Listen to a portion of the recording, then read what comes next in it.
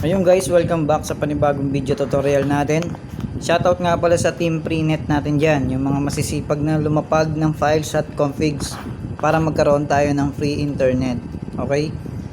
Ang tutorial natin na tuturo ko sa inyo kung paano mag-change ng logo o launcher sa inyong VPN na ginawa. Okay?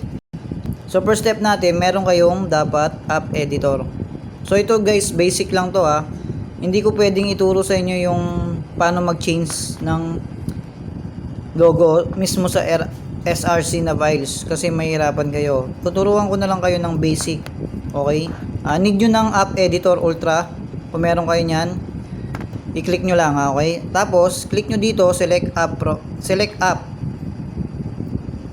So hanapin nyo lang dito yung na-build yung VPN na nyo. Okay guys, ito si Berto VPN. Meron dito, Berto VPN yan. Sample ko yan ha, Berto. So select simple editor. Tapos punta kayo sa image. Makikita nyo yan. Tapos scroll down nyo lang. Scroll down nyo lang. Ayan guys, di ba nakita nyo na?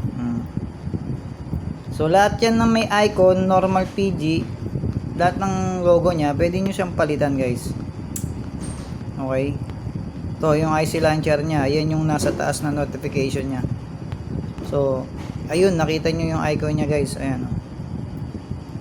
So papalitan natin yan para malaman nyo. So unahin natin yung icon. So ilagay natin yan.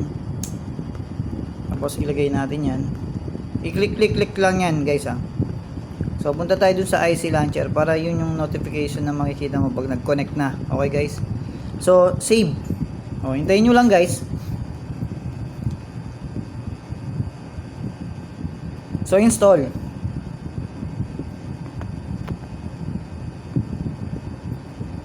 Install natin guys.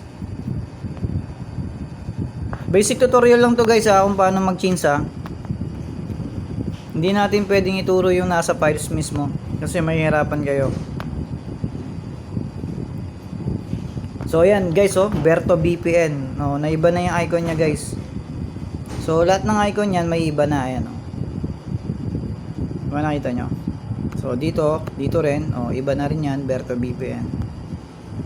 So shoutout nga pala sa Berto VPN. Ang ganda ng build mo guys. Oh, di ba? So ganyan lang siya guys ha. Nakita nyo yung logo niya. So VPN. So ulitin natin ulit. Ayun, ang ganda oh, Berto VPN. Oh. So yun lang yung tutorial ko guys ah. Sana magets nyo. Salamat.